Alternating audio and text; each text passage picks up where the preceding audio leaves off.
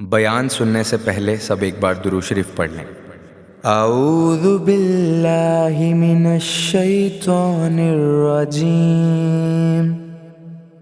بسم اللہ الرحمن الرحیم۔ اللہم صلی علی محمد وعلی آل محمد کما صلیت علی ابراہیم وعلی آل ابراہیم انک حمید مجید۔ اللہم بارک علی محمد وعلی آل محمد کما بارکت علی ابراہیم وعلی آل ابراہیم انک حمید مجید۔ دینا کہ میں فلانے کا غلام ہوں، یہ دعویٰ ہے۔ آپ سے دلیل پوچھی جائے گی کہ غلاموں کے تو رنگ ڈھنگی اور ہوتے ہیں، صاحب میں فلانے کا مرید ہوں، تو یہ آپ کو کہنا کیوں پڑا؟ مرید تو کہتے ہیں اسے ہیں جو پیر کی مراد میں رہے، ہمیشہ اس کی طبیعت میں رہے، سوچ میں رہے، خیال میں رہے کہ ان کی چاہت کیا ہے۔ کہنا کیوں پڑا؟ کچھ تو ہے کہ جو آپ کو بتانا پڑ رہا ہے۔ کیوں نہیں آپ سے وہ خوشبو آئی جو آپ کے شیخ سے آتی ہے؟ یہ کیسے ہو گیا؟ بھائی فرمانے لگے، جب میں نے کہا نا مجھے محبت ہے، تو کہنے لگے سوچ کے کہو۔ وہ فٹافٹ نعرے قبول نہیں کرتے تھے، وہ سیانے لوگ تھے تو کہتے تھے پرکھ لے، ذرا سوچ لے، یہ کوئی آسان کام نہیں، پہلے ذرا تھوڑا سا نا غور کر لے، غور کر لے اچھی طرح۔ جب تیرا حکم ہوا ترک محبت کر دی، دل مگر اس قدر دھڑکا کہ قیامت کر دی۔ کہتے ہیں کہ میں نے نا پھر کہا حضور اللہ کی قسم مجھے آپ سے محبت ہے۔ تیسری بار کہنے لگے پھر سوچ لو۔ میں نے عرض کی حضرت معاذ ابن جبل سے، حضور سچ کہتا ہوں اللہ کی رضا کے لیے اللہ کی قسم آپ سے محبت ہے۔ فرماتے ہیں وہ میری بات سن کے اتنے راضی ہوئے کہ فرمانے لگے سن پھر ابو ادریس، میں نے خود نبی کریم سے سنا ہے، سامنے بیٹھ کے سنا ہے، آنکھوں سے دیکھ کے سنا ہے، اپنے کانوں سے سنا ہے۔ میرے حبیب نے فرمایا تھا جو دو بھائی اللہ کی رضا کے لیے آپس میں محبت کریں، اللہ ان دونوں سے محبت فرماتا ہے۔ ہمارا لوگ مقدمہ تو سمجھیں، دراصل ہم کیا کہہ رہے ہیں؟ ہمیں کوئی ذاتی دنیا کا لالچ ہے ہی نہیں داتا گنج بخش علی اجمیری سے، ہمیں کوئی دنیا کا لالچ نہیں حضرت مجدد الفسانی سے، ہمیں کوئی لالچ نہیں دنیا کا حضرت بہاؤالحق نقشبند بخاری سے، کوئی لالچ نہیں بابا فرید سے۔ ہمیں تو اتنا لالچ ہے کہ جب ہم ان کے قریب جاتے ہیں تو ہم رب کی رضا کے لیے ان سے محبت کرتے ہیں، اللہ کا بندہ جان کے۔ اس لیے گمراہیوں کے سفر میں نہ پڑیں۔ ہمارے تو لوگوں نے تبصرے الٹے سیدھے کر کے یہ حال کر دیا ہے کہ اتنا سونا وطن، اتنا میٹھا وطن، اس میں کوئی بندہ اچھا رہا ہی نہیں، نہ کوئی سیاستدان اچھا رہا ہے، نہ کوئی تاجر اچھا رہا ہے، نہ کوئی بیوروکریٹ اچھا رہا ہے، نہ جناب پولیس والے اچھے رہے ہیں، نہ جناب باپڈا والے اچھے رہے ہیں، نہ مولوی اچھے رہے ہیں، نہ کوئی اچھا ہے ہی نہیں۔ کسی کا نام لے لیں اور آپ مذاق اڑا لیں جتنا مرضی۔ یہ تو باقاعدہ کوشش کی گئی، اور میں بڑی معذرت کے ساتھ عرض کروں گا یہ کام سب نے کیا، سب نے، یہ سب نے۔ اس میں وہ رات کو جو اینکر ٹی وی پہ بیٹھے تھے انہوں نے بھی تبصرے کیے۔ وہ چار مختلف جماعتوں کے جو بندے بلاتے ہیں وہ اس لیے بلاتے ہیں کہ تم نے ایک دوسرے کی خامیاں بیان کرنی، اور جتنی زیادہ لڑائی ہو پروگرام زیادہ دیکھا جاتا ہے، جتنی زیادہ لڑائی ہو۔ یہی کام باقی جگہوں پہ کیا گیا۔ پیر صاحب کے پاس، صوفی صاحب کے پاس لوگ تعویذ لینے گئے تھے، انہوں نے نئی مصیبت ڈال دی، انہوں نے کہا تینوں کسی نے کچھ کیتا ہے۔ وہ معاملہ ویسے ہی گڑبڑ ہو گیا، ساری رات سوچتا رہا کہ پتہ نہیں کسی نے کیا کر دیا۔ مذہبی سٹیج پہ لوگ آئے تھے، یہاں ان کا خیال تھا کہ شاید ہمارے لیے کوئی بڑی خیر کی بات ہوگی، نہ یہاں بھی کچھ ایسے لوگ آ گئے جنہوں نے بازو اوپر کر کے کہا کہ آج میں دسنا ہے اہل بیت دی شان کی ہے۔ وہ میاں تو کی دسنی ہے؟ اہل بیت دی شان تو اللہ نے قرآن میں بتا دی، حضور نے حدیث میں بتا دی، آپ کیا انوکھی بات بیان کریں گے؟ میں نے آج بتانا ہے بازو چڑھا کے کہ صحابہ کی عظمت کیا ہے، آپ کیا بیان کریں گے؟ آپ نقل کریں جو قرآن و سنت سے پڑھا ہے، اس کا ابلاغ کریں اور آپ جائیں۔ آپ انتشار کا کوئی کام نہ کریں۔ میں اور آپ جتنے مثبت رہیں گے، آپ کو بتاؤں اگر ہمارے ذہن مثبت ہوتے نا تو دنیا میں بڑے بڑی اچھی خیر ہمیں نظر آتی، بڑے بڑے سونے لوگ ملتے، بڑے بڑے نفیس لوگ ملتے، بڑے بڑے درویش ملتے۔ مجھے تو بڑے ملے ہیں زندگی میں، بڑے بڑے خیر والے لوگ، لیکن چونکہ یہاں مائنڈ سیٹ ہو گیا ہے کہ دنیا ساری خراب ہو گئی ہے، اس لیے کوئی بندہ اچھا نہیں۔ اللہ کے نیک بندوں سے سب سے پہلے تو اللہ کی رضا کے لیے پیار کریں.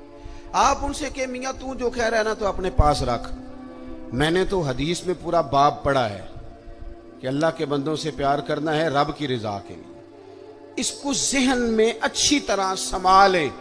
اور آپ کو تاریخ میں ایسے حسین لوگ ملیں گے جو سفر کرتے تھے رب کے بندے سے ملنے کے لیے. اب تو لوگ سفر نہیں کرتے. اب تو زیادہ تر یہی کہتے ہیں ساڑھے گھر آ کے زیارت کرا دو. ہاں وہ جناب السلام علیکم پیر صاحب جی. وعلیکم السلام. بڑی چاہت ہے جی آپ سے, بڑا پیار ہے. اچھا جی تو کہتے ٹائم دے دو. تو بھئی یہ کس قسم کی چاہت ہے؟ آپ کو چاہت ہے تو آپ چل کے آئیں, آ کر کے ملاقات کریں. اور یہ چاہت مکمل بھی تب ہوتی ہے جب بات مان لی جائے.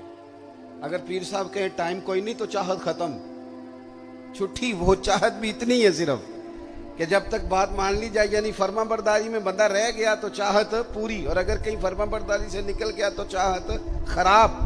حضرت حرم بن حیان, یہ داتا صاحب نے لکھا ہے. چلیں اتفاق سے داتا صاحب کی بات بھی آ گئی. داتا صاحب کہتے ہیں حضرت حرم بن حیان تابعی ہیں. فرماتے ہیں جب مجھے پتہ چلا نا کہ نبی کریم علیہ السلام نے حضرت اویس کرنی کی تعریف فرمائی ہے اور کہا ہے کہ وہ میری امت کے لیے دعا کرے, تو کہتے ہیں میں حضرت اویس کرنی کو ڈھونڈنے نکلا. مسجد ڈھونڈنے نہیں, کتاب ڈھونڈنے نہیں, رب کا بندہ ڈھونڈنے. میں تیری تلاش میں پھرا جنگل پہاڑ اور دشت میں. کہتے ہیں میں مکے مدینے جہاں جہاں مجھے خبر ملتی میں گیا. جہاں جاتا لوگ کہتے یار وہ تو بڑا دیوانہ آدمی ہے. یہ داتا صاحب نے لفظ لکھے ہیں. داتا صاحب کہتے ہیں حضرت اویس کرنی کا حال یہ تھا کہ جب لوگ ہنستے تھے تو وہ روتے تھے, اور جب لوگ روتے تھے تو وہ ہنستے تھے. اسی کسے دیکھو جی نہیں جے لگ دے تے نہ کوئی ساڈا دردی. وہ ضروری ہے کہ جس طرح دنیا چلائے ویسے چلنا ہے. آپ کا کوئی نظریہ ہو, آپ اپنے نظریے میں مست ہو کے زندگی گزاریں. فرماتے ہیں میں ڈھونڈتے ڈھونڈتے پہنچ گیا عراق. نہر فرات کے کنارے وضو کر رہے تھے اور میں نے وضو کرتے انہیں پا لیا. وہ فارغ ہوئے تو میں نے کہا السلام علیکم. پہلی ملاقات تھی. داتا صاحب کہتے ہیں حضرت اویس کرنی نے پلٹ کے دیکھا تو کہنے لگے وعلیکم السلام یا حرم بن حیان. کہتے ہیں میں نے کہا حضور آپ مجھے کیسے جانتے ہیں؟ تو کہنے لگے میں تجھے تو نہیں جانتا پر میری روح تیری روح کی جاننے والی ہے. یہ واقفیت ہے, دل کا ایک دوسرے کے ساتھ ربط ہے. فرماتے ہیں میں ان سے ملا, میں نے ان سے کہا کوئی نصیحت کر دیں. تو کہنے لگے پہلی نصیحت تو یہ ہے کہ آج کے بعد مجھے ملنے نہ آنا, اور دوسری نصیحت یہ ہے کہ جو رب نے تجھے دیا ہے نا اس پہ راضی ہو جا. ادھر ادھر جائے گا تو تو ناشکرا ہو جائے. جو اللہ نے دیا اس پہ راضی ہو جا, اللہ تجھے عزت والی زندگی عطا کر دے. اللہ کے بندوں سے فقط اللہ کی رضا کے لیے, رب کی رضا کے لیے پیار کریں. دوسری بات, ہمارے یہ جو صوفیات تھے نا, اولیات تھے, یہ نظریاتی لوگ تھے, فکری لوگ تھے. جو فکری آدمی ہوتا ہے نا, نظریاتی بندہ, وہ زمانے کے مطابق نہیں چلتا, نظریے کے مطابق چلتا ہے. میں نے قرآن مجید کی آیت پڑھی ہے. اللہ فرماتے ہیں یجاہدون فی سبیل اللہ, اللہ کے بندے اللہ کے رستے میں جہاد کرتے. یہ نوجوان ذرا میری بات پہ توجہ کریں. یہ کہتے ہیں کہ شاید بندہ وہ ٹھیک ہوتا ہے جس کی مخالفت کوئی نہ کرے. رب فرماتے ہیں یجاہدون فی سبیل اللہ, وہ اللہ کے رستے میں جہاد کرتے ہیں. تو پھر کچھ لوگ ان کی ملامت کرتے ہیں, کچھ لوگوں کو اچھا نہیں لگتا دین کی تبلیغ کرنا, وہ انہیں برا بھی کہتے ہیں. رب فرماتے ہیں وَلَا يَخَافُونَ لَوْمَةَ لَائِمٍ, وہ کسی برا کہنے والے کی بات کی پرواہ نہیں کرتے. لوگ ملامت کرتے ہیں پر وہ پرواہ. تو یہ کون ہے؟ رب فرماتے ہیں ذَلِكَ فَضْلُ اللَّهِ, یہ وہ ہیں جن پر اللہ کا فضل ہے. اور یؤتیہ من یشاء, یہ وہ فضل ہے جسے رب چاہتا ہے عطا کرتا ہے. ہمارے بزرگوں نے کام کیا. لوگوں کو چونکہ اصل میں نا نظریاتی ہونا کام بڑا مشکل ہے. نظریاتی کسے کہتے ہیں؟ میں آپ کی اور اپنی سمجھ کے مطابق ایک بات عرض کرتا ہوں. بندہ پیر صاحب کے پاس گیا, اس نے کہا حضرت صاحب میں نے سارے ڈاکٹروں سے ملاقات کر لی ہے, رپورٹیں ٹھیک ہیں, حکیم سارے میں نے چیک کر لیے ہیں, معاملات ٹھیک ہیں, دم دروز تویز دربار آستانہ ہر جگہ ہو آیا ہوں پر میرے گھر اولاد نہیں ہوتی. اب آپ کو کامل پیر سمجھ کے آیا ہوں, آپ کوئی تویز کریں کہ کام ہو جائے.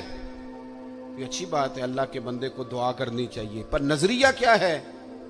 نظریہ یہ ہے کہ رب کا بندہ اسے قائل کرے کہ اگر اللہ کا تیرے بارے میں فیصلہ یہ ہے نا کہ تیرے گھر میں اولاد نہیں ہونی چاہیے، تو پھر تو رب کے فیصلے پہ راضی رہے۔ یہ نظریہ ہے۔ یہ لوگ نظریاتی تھے، یہ لوگوں کو قائل کرتے تھے کہ نظریاتی مسلمان بنو، فکری۔ اگر اللہ چاہتا ہے میں بیمار رہوں تو ٹھیک ہے، پھر جس حال میں رب راضی اس حال میں رب کا بندہ راضی۔ اگر اللہ چاہتا ہے میرا عروج نہ ہو میرا عروج، مجھے تھوڑے لوگ جانے، تو جس حال میں رب رکھے مجھے اس حال میں رہنا چاہیے۔ میں آپ کو اپنے سمیت ڈھیروں لوگوں کی ایسی بات بتا سکتا ہوں جن میں ذاتی کوئی کمال نہیں، وہ اپنی خوبیاں تلاش کرتے ہیں تو سوائے صفر کے کچھ ہاتھ نہیں آتا، لیکن پتہ نہیں رب کیا کام لینا چاہتا ہے، وہ خود ہی نظام بناتا ہے، لے لیتا ہے۔ تو زندگی میں نظریات، ہمارے بزرگ نظریاتی تھے، عقیدے پکے تھے ان کے، کچی پکی باتیں نہیں۔ ایک بات داتا صاحب کی سنیں پہلے۔ داتا علی اجویری کہتے ہیں کہ ایک نا ملنگ بازار میں سودا لینے آیا، اور ان دنوں آیا جب قحط پڑا ہوا تھا، مہنگائی بڑے عروج پہ ہو جائے تو سارے لوگ نہیں پریشان ہو جاتے، قحط پڑ گیا۔ چلیں مہنگائی والی مثال شاید زیادہ ٹھیک نہ ہو، چونکہ امیر لوگوں کو مہنگائی پریشان نہیں کرتی، یہ نہیں دیتے، کوئی اور مثال دیتے ہیں۔ جس طرح لاک ڈاؤن میں نہیں لوگ پریشان ہوتے۔ اب میرا خیال ہے سمجھ آ گیا مسئلہ آپ کو آسانی سے۔ یہ مثال دے رہا ہوں میں، تلک الامثال نضربها للناس۔ داتا صاحب کہتے ہیں قحط تھا، بارش نہیں ہو رہی تھی، جانور بھوکوں مر رہے تھے، ہر بندہ پریشان تھا۔ یہ دیکھیں ہمارے بزرگ تربیت کس طرح کرتے ہیں۔ فرماتے ہیں ایک درویش ملنگ غلام سودے والا تھیلا لے کے نا تو بازار میں ہنستا کھیلتا اٹکیلیاں کرتا پہنچا، بڑا ہنس ہنس کے سامان خریدا، کندھے پہ رکھا، اور اسی مستی میں لوٹنے لگا تو سارے پریشان ہو تو ایک بندہ ہنسے تو بعض اوقات لوگ چڑھ بھی جاتے۔ کہتے کچھ لوگوں کو غصہ آیا، کہنے لگے ساری دنیا جو پریشان ہے، تجھے کس بات کی خوشیاں چڑھی ہوئی ہیں؟ وہ کہنے لگا تم ہوگے پریشان، میں جس سیٹھ صاحب کا نوکر ہوں نا، جس آقا کا میں غلام ہوں، اس نے ٹائم پہ ہی گندم جمع کر لی تھی، اس کے بڑولے خزانے بھرے ہوئے ہیں، لہذا ہم بڑے خوش ہیں۔ داتا صاحب عقیدہ مضبوط کرتے ہیں، نظریہ دیتے ہیں۔ داتا صاحب فرماتے ہیں لوگوں، جتنا اس غلام کو اپنے سیٹھ کے، اپنے آقا کے خزانوں پہ یقین تھا نا، اگر اتنا ہی تجھے اور مجھے رب کے خزانوں پہ یقین ہو جائے نا، تو پھر ہر روز سویرے اٹھ کے ہم غربت کا رونا نہ روئیں، پھر ہر روز صبح اٹھ کے ہم یہ نہ کہیں کہ اوہو اس ملک کا کچھ نہیں بن سکتا، یہاں تو سب لوگ دھوکے باز، پھر ہر وقت مایوسی کی گفتگو نہ کریں۔ نظریاتی اگر ہو جائیں، اعلیٰ حضرت فاضل بریلوی نے کیا کیا؟ نظریہ ہی تو مضبوط کیا۔ لوگ کچی پکی باتیں کرنے لگ گئے تھے، کوئی کہتا تھا کہ اتنا علم حضور کو ہے تو اتنا نہیں ہے، کوئی کہتا تھا جناب اختیارات اتنے اللہ نے دیے ہیں تو اتنے نہیں دیے۔ اعلیٰ حضرت بریلوی کے زمانے میں کوئی کہتا تھا کہ پتہ نہیں حضور قبر نور میں حیات ہیں معاذ اللہ کہ نہیں ہیں۔ کوئی شخص یہ کہنے لگ گیا تھا کہ جناب حضور کا خیال نماز میں آ جائے تو نماز نہیں ہوتی۔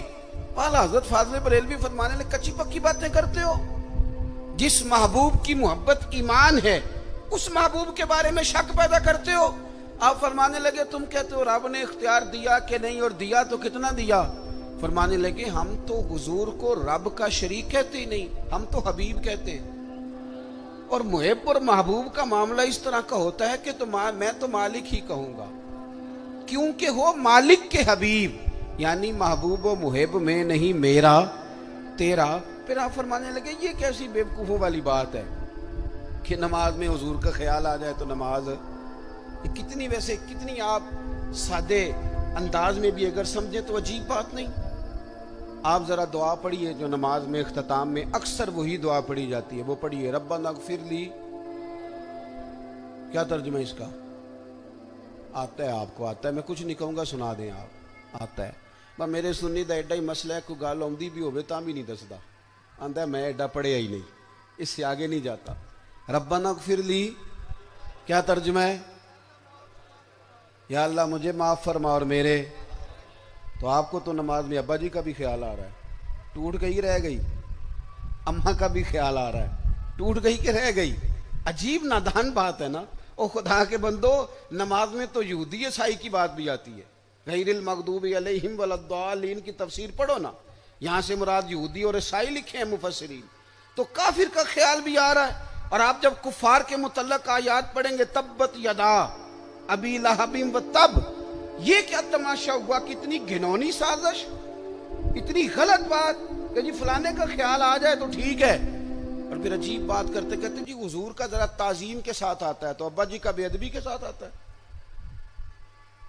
اماں کا بے ادبی کے ساتھ خیال آتا ہے. اعلیٰ حضرت فاضل بریلوی فرماتے ہیں تمہیں غلط فہمی ہو گئی ہے، تم تو نماز میں درود نہ پڑھو تو نماز نہیں ہوتی. او خدا کے بندو، اللہم صلی علی محمد وعلی آل محمد، تم کہتے ہو حضور کا خیال آ جائے تو نماز نہیں ہوتی. ہمارا خیال ہے کہ خیال نہ آئے تو نماز نہیں ہوتی. بسم اللہ الرحمن الرحیم. اللہم صلی علی محمد وعلی آل محمد کما صلیت علی ابراہیم وعلی آل ابراہیم انک حمید مجید. اللہم بارک علی محمد وعلی آل محمد کما بارکت علی ابراہیم وعلی آل ابراہیم انک حمید مجید.